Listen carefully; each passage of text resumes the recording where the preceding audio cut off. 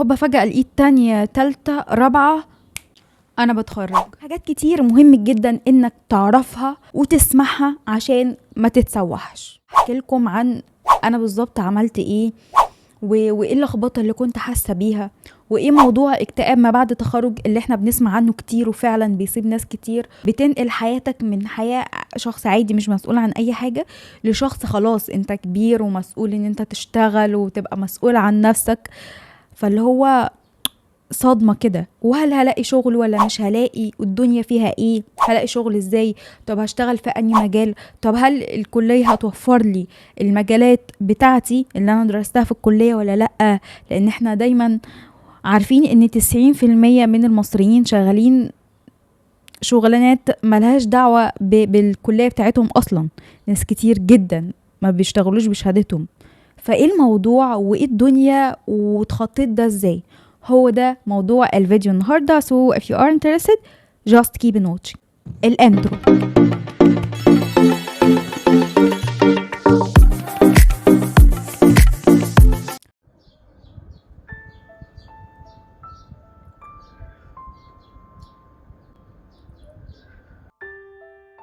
ويلكم بستاتي.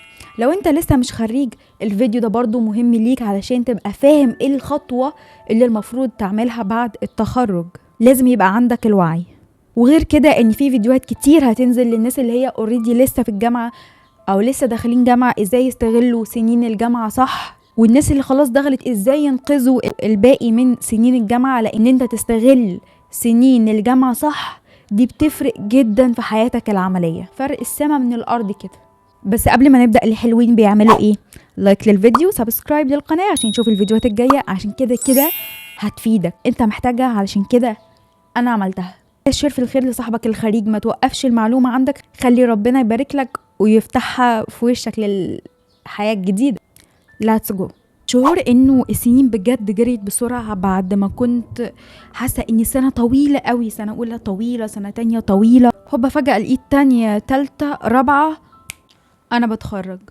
لما اتخرجنا كان في ناس كتير من صحابي زعلانين ان احنا هنتخرج وكده، بس الصراحة ورغم ان انا حسيت السنين جريت بسرعة في الاخر، انا كنت مبسوط قوي قوي قوي ان اتخرج. وكان نفسي وحلمي من زمان ان انا البس بدلة التخرج كده، كنت بشوفهم في الاجندات اقول امتى البس كده وامسك الشهادة في ايدي. كان بجد احلى يوم في حياتي. اول ما اتخرجت انا نزلت ادور على شغل على طول، في عز ما كان صحابي بيفكروا ازاي 16 سنة تعليم عايزين بقى نفصل بقى خالص، نقعد لنا 2-3 في البيت كده. انا بقى كنت بفكر انا مش عايزة ارتاح، لان انا انا اخري اسبوعين في البيت اخري، لان انا قعدت البيت الكتير بتجيب لي اكتئاب.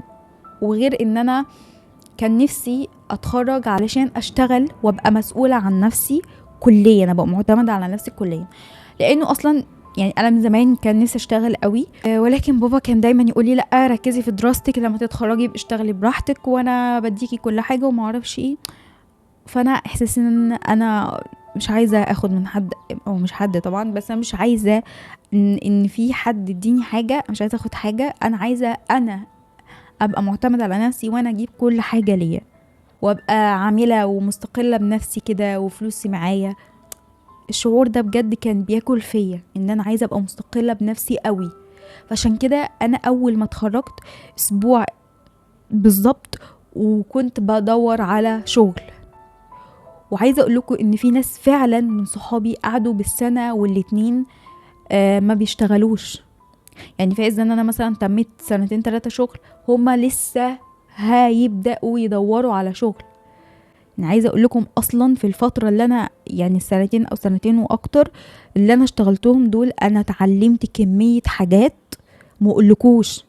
وما تقلقوش، انا عامله لكم ده فيديو، سلسلة فيديوهات ان شاء الله هعرفكم كل حاجة بجد هتفرق معاكم بطريقة لا تتخيلوها. مش هتلاقوا حد يقول لكم الكلام ده حتى لو كورسات هتدفعوا فيها قد كده مش هتوصل لكم المعلومة ولا تنقل لكم كل حاجة كده بالظبط زي ما انا هنقلها لكم. فعشان كده ما تنساش طبعا ان انت تعمل سبسكرايب للقناة او اشتراك ولايك للفيديو لو انت مهتم بالمحتوى ده وعايز تعرف الحاجات دي. باي ذا واي يا جماعه، يعني انا قلت لكم ما بحبش قعده البيت، قعده البيت كتير بتجيب لي اكتئاب.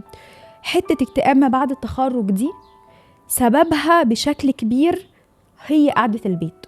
وموضوع اكتئاب ما بعد التخرج ده اصلا يعني هو عايز له فيديو كامل، هي مش بس قعده البيت، حاجات كتير وتفكير كتير ان انت داخل حياه جديده، انا فين، انا مين، ازاي كده. فده اصلا عايز له فيديو لوحده، وان شاء الله هعمل لكم فيديو عن اكتئاب ما بعد التخرج، اسبابه وازاي نتعامل معاه. عايزه اقول لك وانت طالع لسوق العمل، وانت خارج كده بتحط رجلك على سوق العمل وحياة الكبار، هتحس برهبة كبيرة، هتحس بتوهان، انا فين، انا طب انا عاوز ايه، طب اتصرف ازاي، طب هلاقي شغل ازاي، في حاجات كتير واسئلة كتير. سلسلة الفيديوهات دي يعني هتبقى اعظم سلسلة انا عملتها بعد سلسلة الثانوية العامة. فنصيحتي لكل الخريجين، لأي حد بيتخرج، ما تقعدش في البيت كتير، ما تقعدش في البيت كتير. يعني خد راحتك وخد اجازتك، ولكن ما تخليش الاجازة دي تطول، ما تخليهاش تزيد عن 3 شهور بالكتير قوي، بعد ما ترتاح وتفصل وكل حاجة. وبالنسبة لي والله يعني انا بالنسبة لي 3 شهور كتير قوي، ولكن يعني ليك ونصيحتي ليك من حد عدى بالفترة دي، ما تخليش، وشفت اللي حواليا برضو اللي عدوا عملوا ايه واللي اتأخر في الشغل عمل ايه، ما تخليش مدة ما بعد التخرج او مدة الراحة بتاعتك تزيد عن 3 شهور. ليه بتقولي كده؟ هي الدنيا هتطير، ليه الاستعجال الاوفر ده؟ هقولك ماشي، قوليلي ليه.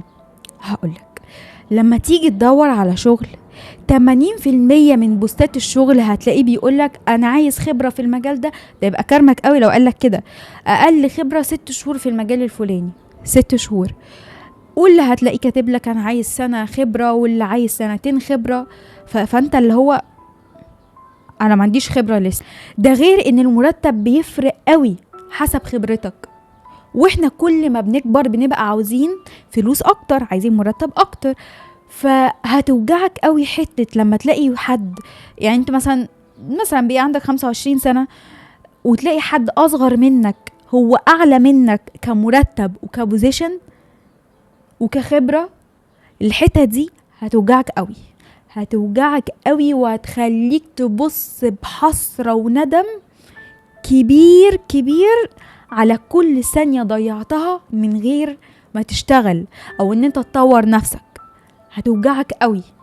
انا من هناك وبقولك اوعى تعمل الغلطة دي، انك تقعد سنين ما بتشتغلش، فهتيجي تنزل ان كنت محتاج فلوس او مش محتاج. دي ملهاش دعوة بالاحتياج، دي ليها دعوة ان انت بتأهل نفسك ان انت تكون شخص مسؤول عن نفسه، بتأهل نفسك لسوق العمل. حلو. وده بسببه ايه؟ انك بدأت شغل متأخر. الشغل مهم قوي قوي، الفلوس مهمة قوي قوي. الفلوس مش كل حاجة، بس كل حاجة بتحتاج لفلوس. ركز قوي في الجملة دي. حتى لو مثلا في بنوتة تتخرج، انا هتخرج اتجوز على طول، حتى لو هتتجوزي مهم جدا انك تعرفي ازاي تعتمدي على نفسك، مهم جدا تتعلمي ازاي تدخلي القرش، تدخلي الفلوس ازاي. لا قدر الله لو حصل اي حاجه، انتي واقفه على رجلك، مش ساندة على حد، فلما الحد ده هيمشي او هيقع فانتي هتقعي، مش محدش هيعرف يقومك، لانك انتي بنفسك اللي تعرفي تقومي نفسك. ده غير اصلا ان ظروف البلد دلوقتي، حتى لو هنتجوز، ظروف البلد دلوقتي بتقولك ان مفيش حد يقعد من غير شغل، لا راجل ولا ست. حتى لو الست هتشتغل من البيت، حتى لو هتاخد بارت تايم. يا جماعه يعني الرجاله دلوقتي بحكم ظروف البلد هتلاقي ان الدنيا بتقع. حتى لو انت مش هتشتغلي بس عارفه ازاي تشتغلي واوريدي عندك خبره فانت مؤهله، الموضوع بيفرق قوي. ايفن لو مش هتشتغلي انتوا يعني يا جماعه الموضوع مهم فوق ما تتخيلوا، فوق ما تتخيلوا. ان الشخص يتعلم ازاي يعتمد على نفسه، مش يبقى مسنود على حد زي ما قلت لكم من شويه، الحد ده يقع فيلاقي نفسه مش قادر يقوم من الارض. انت السند لنفسك. بتفاصيل اكتر سلسلة الفيديوهات اللي انا هعملها دي هتكون عبارة عن ايه؟ اولا هساعدك انت كخريج جديد ازاي. وبرضو حتى لو حد مش خريج ولسه في الجامعة، الفيديو ده مهم ان انت ازاي تلاقي شغل، ازاي تلاقي شغل، تدور فين على شغل، ازاي تعمل السي في بما اني دارسة HR، ازاي تنجح في الانترفيو، تحضر نفسك ازاي اصلا للانترفيو، وبعد ما تتقبل في الوظيفة ازاي تتعامل مع الناس اللي هناك، لان هتلاقي ناس تستس كتير، هتلاقي ناس تعبين، هتلاقي ناس بلا اخلاق، هتلاقي عصافير، هتلاقي يهود هناك. فازاي تتعامل مع كل ده؟ انا مش بخوفكم يا جماعة، لا، انا بكشف لكم الدنيا فيها ايه، واحنا مش هنخاف، لان انا هعلمكم ازاي تتعاملوا مع الناس دي. وتعلم في حياتك ان لما اي مشكلة تواجهك ما تهربش منها، اقف وتعامل معاها، لانك لو هتهرب من دي وهتهرب من دي وهتهرب من دي هتبقى ايه؟ هتبقى ملطشة في الاخر. وعلمك ازاي تطور نفسك وتبقى مؤهل لسوق العمل اصلا من كل حاجة بقى، تطور نفسك، ان المهارات في التعامل مع الناس في كل حاجة بجد. عشان كده سلسلة الفيديوهات دي مهمة جدا جدا جدا ليك. في ايدك على سبسكرايب واللايك وكومنت وشير عشان ربنا يبارك لك كده، يفتحها في وشك ان شاء الله. بجد يا جماعة مش بهزر، سلسلة الفيديوهات دي مش قادرة اوصف لكم هتفيدكم قد ايه. فاللي هيعمل سبسكرايب او اشتراك وهيتابع الفيديوهات دي بجد هو كسبان كتير قوي، وهتفرق معاه قوي. يعني الاهم من ان الفيديوهات دي مهمة ليك وهتفرق معاك، الاهم من ده انها ببلاش. يعني الكلام ده زي ما قلت لكم ان انتوا ممكن تدفعوا فلوس كتير قوي بره في كورسات ومحدش هيوصل لكم المعلومة على ارض الواقع زي ما انا هوصلها لكم. كل اللي انا محتاجاه منكم بس مش هيكلفكم فلوس خالص، ولا هياخد من وقتك حتى غير دقيقة بالظبط، وهو اللايك والسبسكرايب، وانك تعمل كومنت حلو وتشير الفيديو علشان ينتشر اكتر وصحابك يشوفوه وتفيدهم برضو. لان الحاجة دي يعني هي مش هتاخد منك دقيقة، ولكن هتفرق معايا جدا انها تشجعني وتخليني ان انا اكمل. الموضوع هياخد منك دقيقة، قصاد ده انا بقعد بالساعات والايام علشان اصور ومنتج وانزل.